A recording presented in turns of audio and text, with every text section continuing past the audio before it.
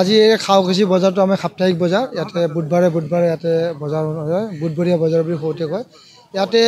বহু ঠাইৰ পৰা আমাৰ হাহিমৰ পৰা ছয়গাঁৱৰ বকুৰ পৰা বিভিন্ন ধৰণৰ আমাৰ জনজাতি মহিলা বা অনুসূচিত জাতি মহিলা ইয়াতে আহি ব্যৱসায় কৰে আমি এইখিনি ঠাই প্ৰায় ইয়াতে 40 জন মান ব্যৱসায় বহিব পাৰিব এইখিনি ঠাই আমি তেনেকুৱা কাৰণে সংৰক্ষণ কৰিছোঁ আৰু টোল ফ্ৰী আমি মানে কোনো ধৰণৰ পইচা নোলাকে ইয়াতে দিয়াৰ কাৰণে ব্যৱস্থা গ্ৰহণ কৰিছোঁ ইয়াৰ লগতেও কিছু মহিলা আছে য'ত মানে তেওঁলোক সন্মুখৰ ফালে বহে তো তেওঁলোকক আমি এটা পৰিচয় পত্ৰ দিয়াৰ ব্যৱস্থা গ্ৰহণ কৰিম যি পৰিচয় পত্ৰ দেখালে তেওঁলোকে বহাৰ ক্ষেত্ৰত কোনো অসুবিধা নাই বহিবতো বহিবই তাৰ লগে লগে তেওঁলোকে কোনো ধৰণৰ মাচুল দিব নালাগিব তো এনে ধৰণৰ ব্যৱস্থাৰে ইয়াৰ পিছত RK চৌধুৰী আমাৰ পথত আছে আমাৰ বেতকুচি ফালে আছে তো বিভিন্ন ধৰণৰ বজাৰত আৰু যি আমাৰ টোল বজাৰ আছে য'ত আমি ধৰক ডিপাৰ্টমেণ্টেলি আমি পইচাখিনি সংগ্ৰহ কৰোঁ টোল আমি তোলোঁ তো তাতেও আমি এনেধৰণৰ ব্যৱস্থা গ্ৰহণ কৰিম আৰু আজি আমি আনুষ্ঠানিকভাৱে কিছু 2 চকীয়া বাহনৰ যি আমাৰ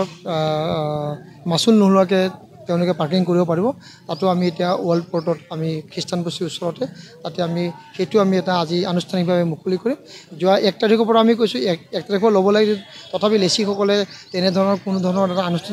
আনুষ্ঠানিকতা নোপোৱাৰ কাৰণে তেওঁলোকে তেনেধৰণৰ টোল লৈ আছে তো ঠিক আজি আমি সেইটো আমি আৰম্ভ কৰিম আৰু ইয়াৰ দ্বাৰা আমাৰ যিসকল মহিলাই জনজাতি মহিলা বা তেওঁলোকে আমাৰ গাঁৱৰ পৰা বিভিন্ন ধৰণৰ মানে পিয়ৰ যিটো আমাৰ মানে খাদ্য আমি বিচাৰোঁ তেওঁলোকৰ কচু হওক লাও হওক ঢেকীয়া হওক তেনেধৰণৰ আমি খাদ্য আমি পাব পাৰিম আৰু তেওঁলোকে মুকলিমূলীয়াকৈ ইয়াতে ব্যৱসায় কৰিব পাৰিব গুৱাহাটীত তেওঁলোকৰ কোনো ধৰণৰ জোৰ জুলুম নহ'ব আগতে আমি তেওঁলোকৰ এতিয়া কথা পাতিছোঁ তেওঁলোক আগতে প্ৰায় 100 টকা 200 টকা 300 টকালৈকে 500 টকাকৈ লয় তো সেই ধৰণৰ এটা হেৰাছমেণ্টটো তেওঁলোকে নাপাব আৰু মুকলিমূলীয়াকৈ সুন্দৰভাৱে ব্যৱসায় কৰিব পাৰিব আৰু ইয়াৰ পৰা তেওঁলোকে অলপ সাহসো পাব উৎসাহো পাব আৰু আমি তেখেতক সঁহাৰি দিলে তো নিশ্চয়কৈ তেওঁলোকে ব্যৱসায় কৰি নিজৰ পৰিয়ালটো তেওঁলোকে সুন্দৰভাৱে পৰিচালনা কৰিব পাৰিব যিবিলাক আমি পাৰ্কিং দিছোঁ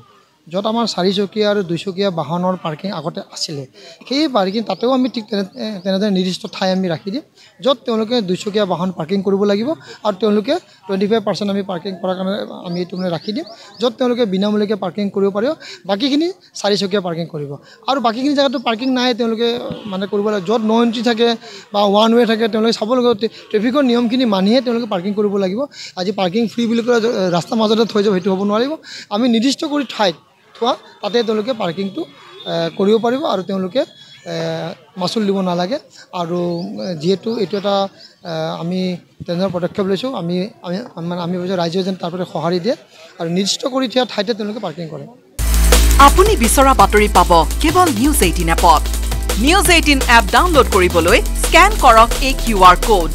গুগল প্লে ষ্টৰতো পাব এই নিউজ 18 এপ